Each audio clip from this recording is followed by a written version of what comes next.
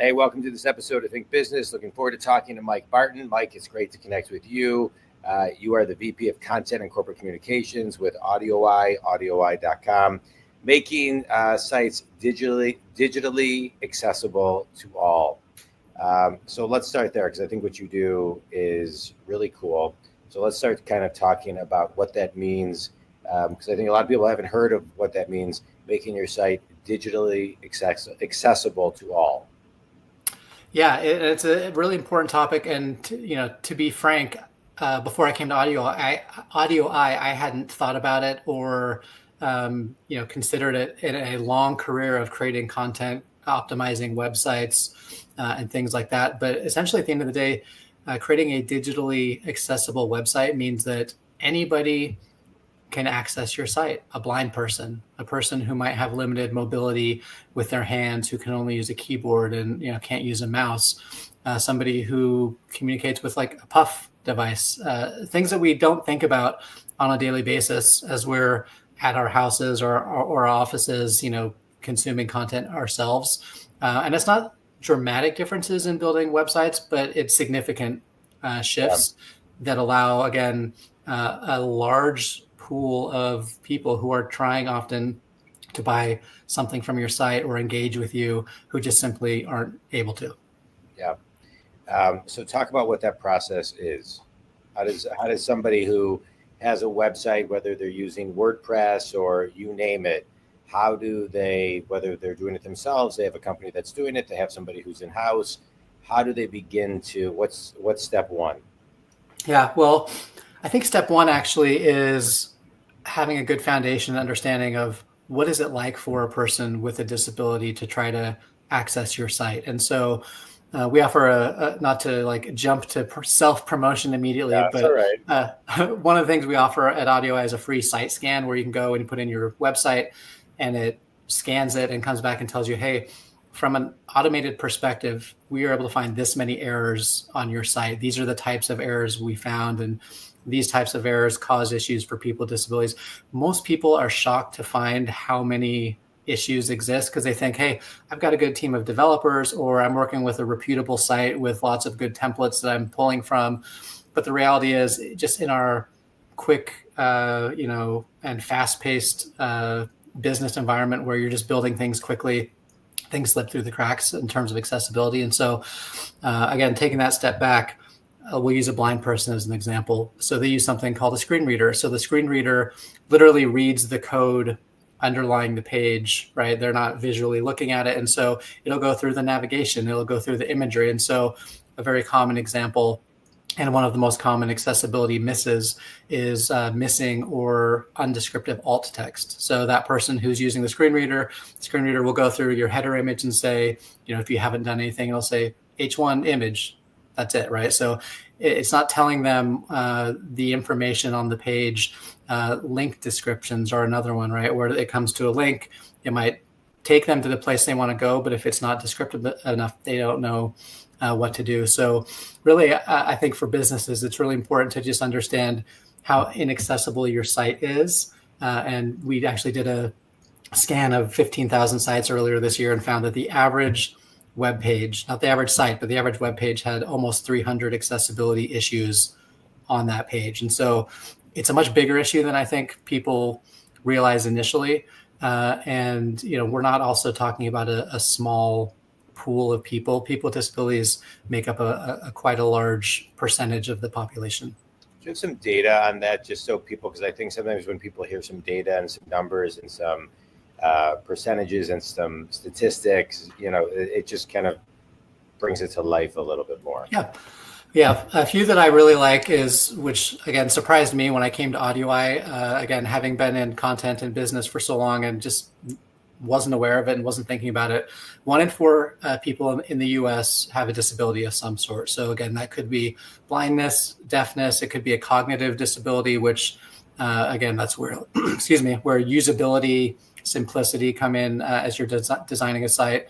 And there's a lot of invisible disabilities as well. So when you think about it that way, right, 25% have some sort of disability. It's like, okay, this is not a small audience. As we look at the spending power of people with disabilities themselves have 8 trillion in global spending power. And then as you expand that to their friends and families, because we found that people with disabilities, when they do find a site that works for them, and when they do find a company that is prioritizing their needs and their ability to engage, they become extremely loyal, and they tell their friends, they tell their family who knows how hard it is for their blind cousin to, live on the internet. When that person finds a site that works for their cousin, they're like, I'm going to be loyal to this clothing site as well. So it's a larger population, misconception one, right, than people think. And it's also a population with quite high spending power as well. So, yeah. It's interesting. I've never thought about this, and I think I'm pretty sensitive to this because later in my mom's life, she was handicapped, and so I'm very sensitive to it. But I just kind of always assumed that my website is accessible to everybody. You're right, and so I appreciate this call, and I'm going to talk to my marketing person on this as well. Well, and that, if you don't mind, just real quick, that what you just said is actually another really key kind of data point, which is within the next 10 to 20 years, like we have a extremely soon to be large elderly population. And with that, as you said, various disabilities come with that. People lose their vision, they lose their hearing, they lose their mobility. And so people who don't have a disability today in 3, 5, 10 years will have a disability of some sort. So not only people who are born with a disability, but in the coming decade and beyond, we're going to see more and more of that with that aging population. Yeah. And I would think, to that stat, it's kind of a, when you forecast out your business, as all companies do, and they're forecasting out, normal business things, headwinds, typical headwinds, how AI is going to affect them, and where other revenue streams are, and what other revenue streams they're missing, right? And to your point, it's the loyalty factor of just being a little extra. Well, one, I think what I appreciate about this call is this talk is raising my awareness, right? So let's assume you're raising other people's awareness. And I think that's always the first step. Next is layering in that piece of being a little bit more thoughtful and, with intention. And so what is kind of, is it a big process to do this? Is it a little process? Just so people who are listening may say, oh my God, is it, how much, I have so much on my plate, I'll get to it tomorrow, I'll get to it next week. Yeah. How do people prioritize this? Give kind of, frame it, as far as how much time it takes, what it takes, all that. Yeah.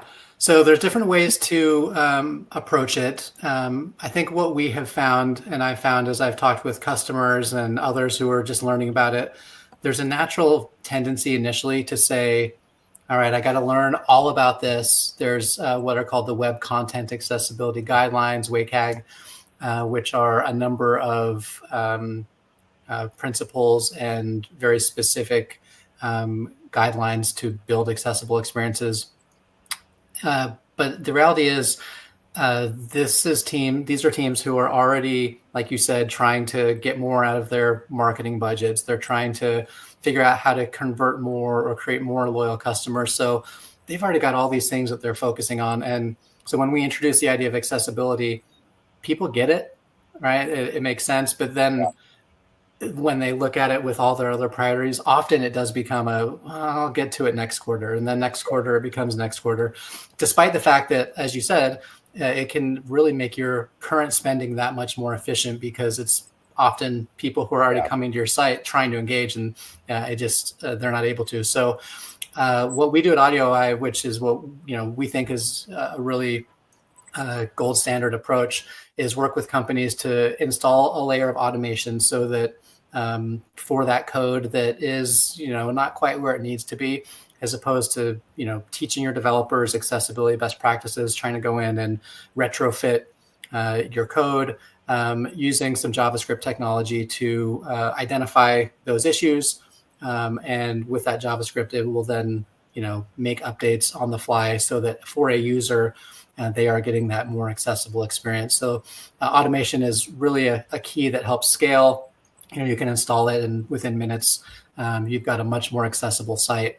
We also tell people, take some time to work with people with disabilities who can actually audit your key flows. So if you're a commerce site, are your product page templates accessible? Is your checkout flow usable with all the forms there, right? Can somebody who's using a keyboard tab through them? Are the descriptions on the forms for somebody who's blind and is hearing them? Is it clear what they need to input into each form? Things like that. So a combination really of automation and technology and human audits really allows companies to be engaged in accessibility, but not have to become experts, not have to hire additional developers or consultants.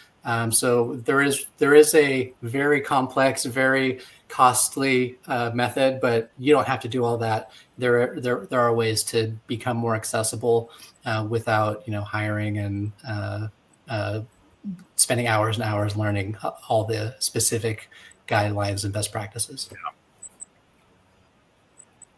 Yeah, well, I think it's great. So how did you get into this business? Nothing's a straight line.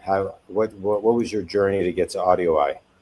Yeah, interesting one. As I kind of hinted at, I was doing content marketing for about 15 years before this. Most of my career was spent at Adobe, doing content marketing at the enterprise and business level across all three of their business clouds: the marketing cloud, the creative cloud, the document cloud. So, right, you think Adobe, and that's right, just content and design, right, expertise. And so I will also caveat this, that as I share how little I thought about accessibility, that was me and my use case. That is not Adobe in general. Their products are very accessible and they put a lot behind it. But from a content marketing perspective, we were building interactive web pages. We were building, really interesting videos and other pieces of content. And at no point during that time did I think, could a person who's blind consume this interactive experience that's super visually compelling? And again, it wasn't because I knew about digital accessibility and just kind of chose not to build these. It was just something I wasn't thinking about. I was what I like to say unintentionally ignorant. And so I actually just came across somebody who I had worked with at Adobe a few years ago who started working at AudioEye, and was talking to them and having a conversation very similar to what we're having, right? What is this? And the lights start to come on immediately as you think, like you said, of a loved one that you have who has a disability or who's aging and is starting to deal with some of those same issues. And it just was all of a sudden, yes, this makes sense. And so for me, it was kind of a career change that put a purpose behind, the expertise and the things I had learned in content marketing over the years, and really just saw this as a great opportunity to help other people who were like me, and hopefully talk to the me's of 10 years ago and inform them of this, much sooner. But that's what brought me here. And I've loved every second of it, because again, you are making people live their full digital lives, which again, you think back to everything you did yesterday digitally on your phone or your computer. That's 80% of my day across work, communicating with friends and family, shopping for things that, making my life easier so I don't have to leave the house. My life is more efficient that way, but for people with disabilities, for many of them, it can take them twice as long, 3 times as long to do those things. And so again, it's just such a value add to the world and to businesses as well. One of those probably few good things that you can do that actually has almost immediate business benefits also. Oh, it's so nice. Wow. Just a quick question on something you said, and you kind of answered it, but it seems like at this stage of your career, purpose was kind of a leading value in choosing what that career was. Why more so now? Yeah, good question. I don't know. Does it come with age, right? Does it just, as you become older, you start to be a little more kind of cynical? How old are you? Oh, how old am I? I'm 44, so not that old, but Okay. amongst some of those I work with, I definitely make references that that they don't get still. But I think there was a little bit of that, and also, again, you kind of made the point earlier about one of the challenges maybe with digital accessibility is that you don't see it around you, right? Like in the physical world, you see signs of accessibility and disability wherever you go. You see the parking spots, you see automatic doors, you see curb cuts in the sidewalks. And so I think there's also that point too, where again, as you start to learn about digital accessibility, you think about those people that you know and in your life who probably struggle to, again, live that full life in the same way that you do. And it's that empathy, right? You start to have empathy for those around you. So it makes the work that you're doing, I think, just feel a little more important. And when you do have those late nights, it's exciting when you're able to know that what you're doing, again, is bringing additional revenue to a business, because at the end of the day, like that's the point of the work that we're doing.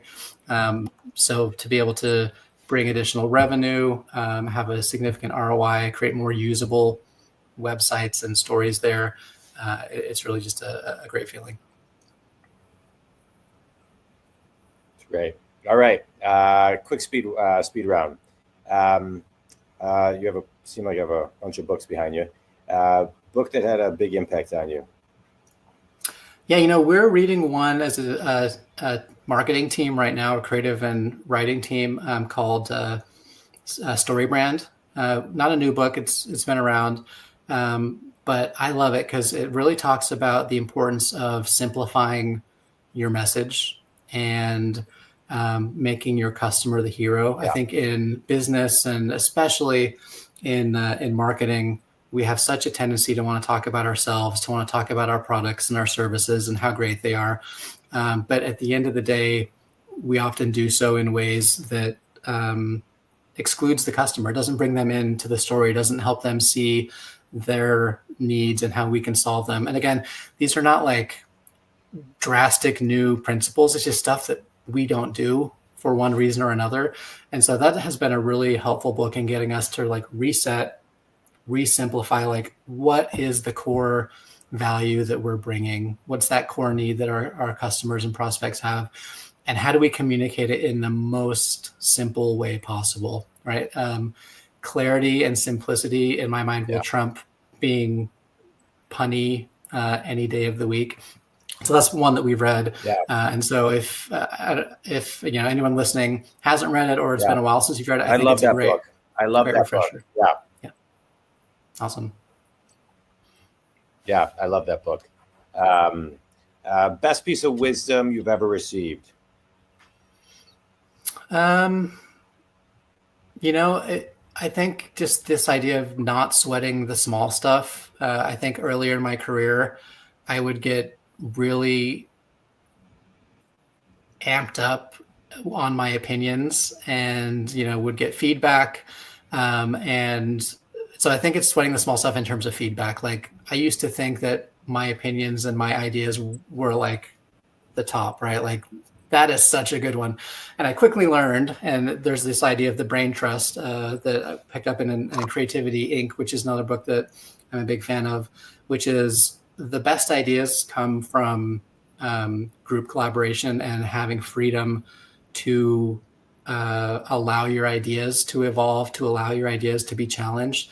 And I think that's another area that a lot of times people don't allow their teams to have that freedom, and they want to be defensive of their ideas. So I think the more that we can just let our ideas exist on their own and then grow and evolve with the feedback of others, that's where you really get to, I think, impactful and business changing stories, marketing initiatives, and campaigns.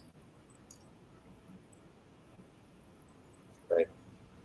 Tell everybody where they can connect with you and learn more about your biz and who your ideal clients are. Yeah, AudioEye.com. As I mentioned earlier, you can go there and get a free site scan. I think that is the best place to start for everybody to, again, just help you see how accessible or more likely inaccessible your site is. We also have best practice guides on, social media, website design, and things like that.